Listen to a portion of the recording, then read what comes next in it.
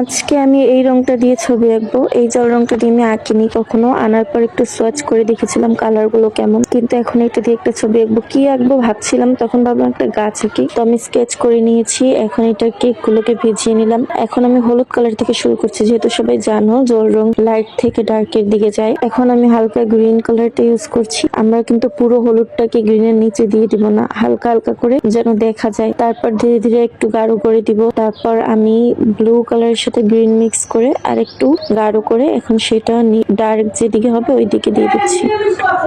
আর এখন আরেকটু ভালোভাবে যেন এটা বোঝা যায়, এই জন্য একটু ব্ল্যাক, গ্রিন আর ব্লু ইউজ করে একটা কালার বানিয়ে সেটা আমি এখন ডার্ক শেড হিসেবে ইউজ করে দিলাম। এখন আমি গাছের কাণ্ড আঁকছি, যেটা দিয়ে আমরা সবসময় আঁকি। যেহেতু আমি শুধু এই রংটাই ব্যবহার করবো, এটাতে যে কয়টা অপশন আছে ওগুলো দিয়ে আঁকতে হবে। তারপর একটু কালো রং দিয়ে আর কি ডার্ক সাইডটাতে একটু হালকা হালকা ডিটেলস দেওয়ার পর আমি আকাশ টাকাশ ওটা